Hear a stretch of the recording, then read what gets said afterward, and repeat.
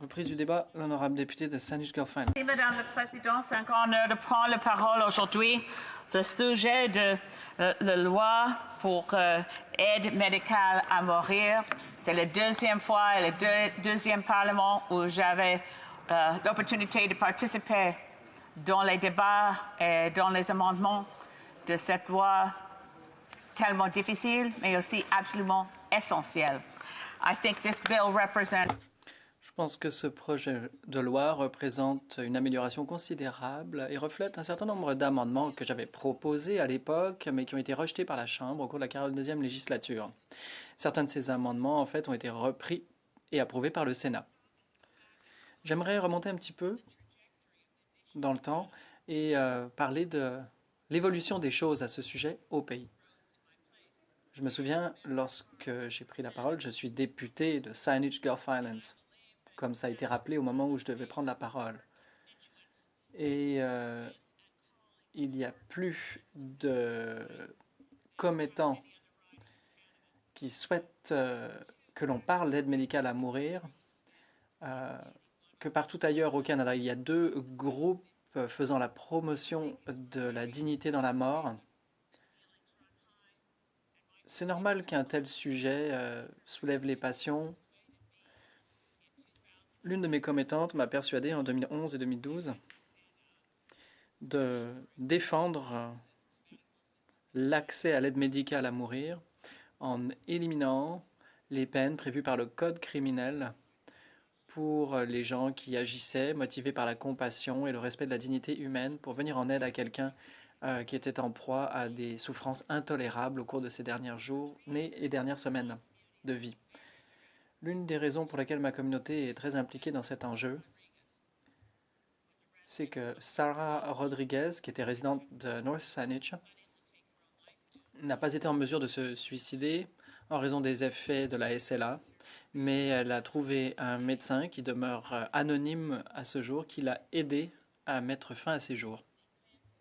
Conscription, il y a beaucoup d'appui pour les mesures dans le projet de loi dans l'ancien Parlement de C14 et maintenant de C7, parce que c'est une situation de suffrage et pas un effort d'allévier, d'aider pour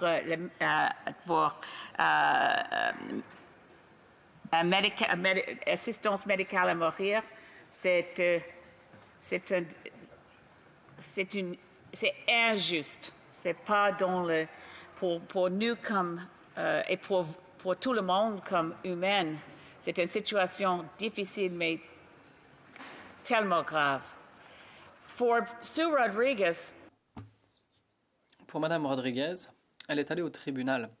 C'est aussi donc une histoire judiciaire. La Cour suprême du Canada a statué en 1993 contre Madame Rodriguez, qui était atteinte de SLA.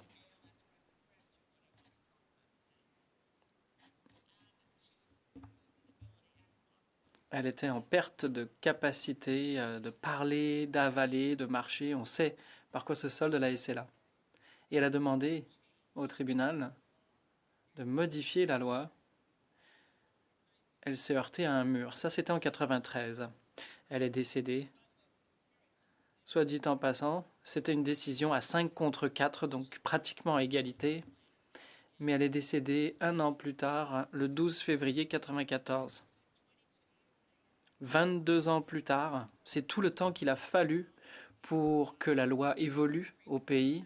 La Cour suprême statue et fait évoluer le contexte du droit. On se rend compte que, contrairement à il y a 30 ans, on peut prolonger la vie et on peut prolonger aussi la souffrance en raison des progrès de la science.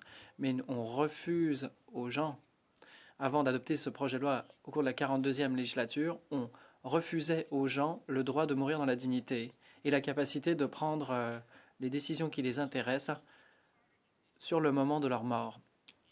Il y a enfin eu l'arrêt Carter en 2015, 22 ans après l'arrêt Rodriguez de la Cour suprême. J'avais des opinions bien ancrées lorsque nous avons débattu du projet de loi sur l'aide médicale à mourir au cours de la 42e législature. Nos efforts législatifs, à mon avis, étaient beaucoup trop limités par rapport à ce que demandait la Cour suprême dans l'arrêt Carter. Je l'ai dit à de nombreuses reprises en Chambre, le projet de loi était une amélioration, mais ne résisterait pas à un examen judiciaire et serait considéré comme inconstitutionnel. Nous avons maintenant la décision de la Cour suprême du Québec qui nous est arrivée dans l'arrêt Truchon, qui justifie un certain nombre de modifications. Il y a énormément de gens dont la vie a été brisée par le fait que l'aide médicale à mourir n'était pas disponible à des gens qui en auraient eu besoin, qui l'auraient souhaité, parce qu'ils n'étaient pas en mesure de donner leur consentement éclairé le jour de la procédure. Je pense que ce projet de loi est une nette amélioration et reflète la façon dont la société et sa pensée évoluent. J'ai trouvé les débats au cours de la 42e législature entourant ce sujet très respectueux, et ce provenant de tous les partis. Il s'agit de questions de vie ou de mort. Ce ne sont pas des sujets de partisanerie. La réalité, c'est que dans ce projet de loi, on vise à corriger des erreurs qui ont été commises dans le projet de loi précédent. Je trouve ça toujours bizarre qu'on ait défini la mort naturelle d'une personne comme raisonnablement prévisible. Je ne crois pas que qui que ce soit ici se considère immortel. Toutes nos morts sont tout à fait prévisibles. C'est juste qu'on ne sait pas exactement quand ça va avoir lieu.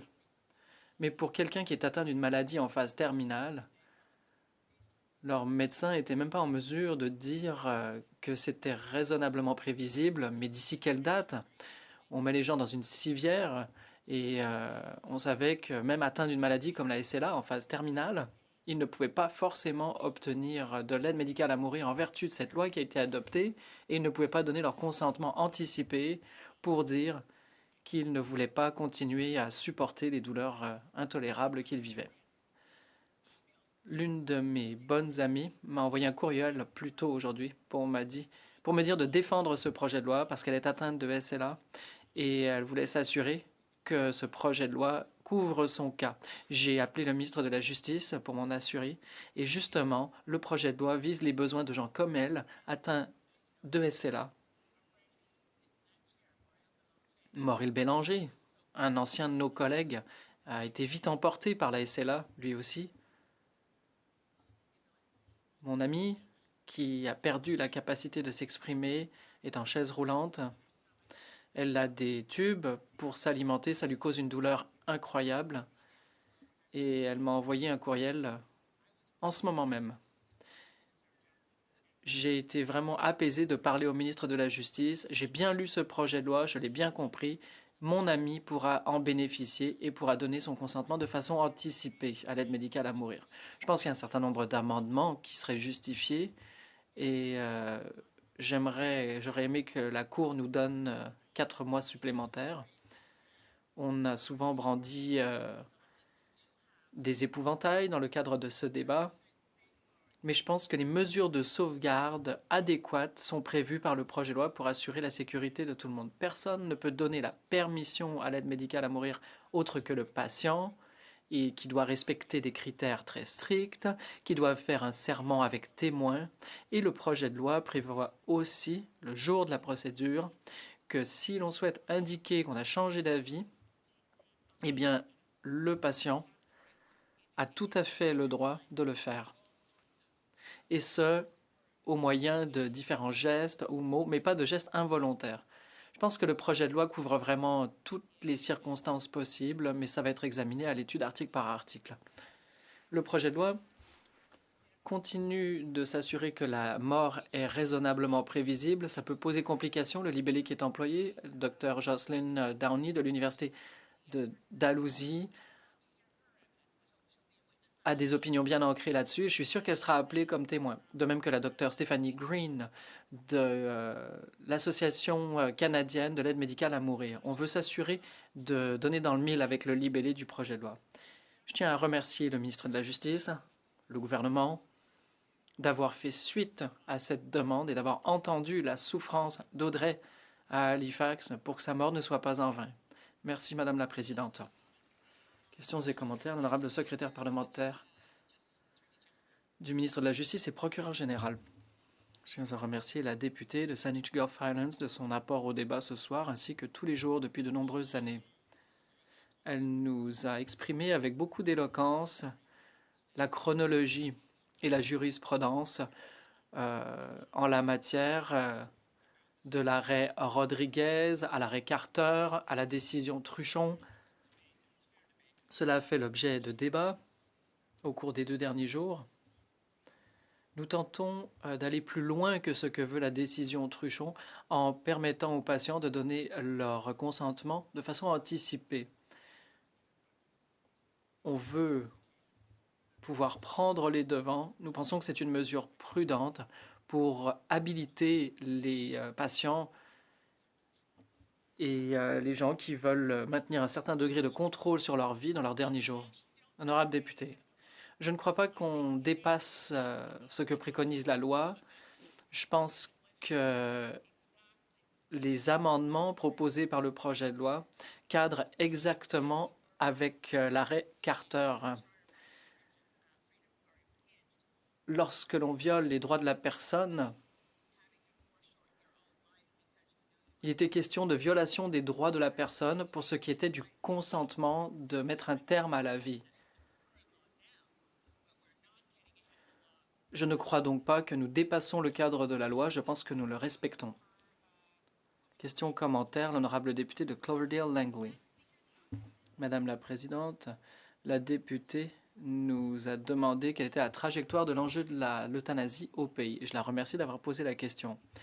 Il importe qu'on fasse une évaluation précise. Où nous en allons-nous avec ce projet de loi? Il est clair que ce projet de loi vise à s'assurer que notre pays accorde la priorité à l'euthanasie plutôt qu'aux soins palliatifs. Comme nous le savons, une demande d'aide médicale à mourir ne peut pas être vraiment volontaire si le choix d'avoir accès à des soins palliatifs n'est pas vraiment disponible. La députée est-elle prête à admettre que les soins palliatifs au pays sont de moins en moins accessibles en raison de la volonté du gouvernement à favoriser l'euthanasie comme option privilégiée? L'honorable député de Saanich Gulf Highlands. Je répondrai à l'honorable député que non seulement je ne suis pas prêt à l'admettre, mais je pense que cette déclaration est complètement absurde et même insultante. Personne en Chambre, quelle que soit son affiliation politique, ne peut considérer que l'euthanasie est un choix souhaitable par rapport à toute une autre gamme de services. Ça n'exige pas l'admission de quoi que ce soit. J'ai posé la question à la ministre de la Santé plutôt pour savoir si elle serait d'accord sur le fait de prévoir de l'aide psychosociale, de l'aide psychologique et de l'aide aux gens qui souhaitent se prévaloir de soins palliatifs. C'est sûr qu'il y a une demande, c'est sûr que c'est l'approche privilégiée pour un grand nombre de patients et de familles. Les services ne sont pas adéquats et j'inviterai la députée à repenser à sa position. On ne peut supposer que le manque de services en soins palliatifs est causé par le désir de qui que ce soit de promouvoir la mort par rapport à des soins adéquats. Je pense que le simple fait d'y penser est carrément insultant. Député de Rosemont de la Petite Patrie, une brève question, s'il vous plaît. Merci, Madame la Présidente. Je trouve ça assez incroyable que l'opposition officielle veuille suggérer que le gouvernement voudrait privilégier l'euthanasie plutôt que les soins palliatifs. Je trouve ça assez choquant, merci. J'ai une préoccupation dans le projet de loi en ce qui concerne les gens qui ont un diagnostic d'Alzheimer. Contrairement à des maladies dégénératives physiques, la maladie d'Alzheimer peut s'étaler sur des années. Comment ma collègue verrait un consentement préalable? A brief answer from the member. Une brève réponse pour la députée de Saanich Gulf Highlands. Je veux parler en français, c'est un problème. Mais merci à mon collègue député de Rosemont de la Petite Patrie. Je pense que ces questions sont tellement difficiles, je veux attendre pour le moment de revue. Ce n'est pas un trop longtemps avant le moment de la revue après 5 ans avec la loi actuelle. Pour moi, je ne suis pas certaine. Mon propre père a décidé avec Alzheimer's. Je ne suis pas certain qu'est-ce qu'il veut faire avec cette option. Je veux penser et réfléchir.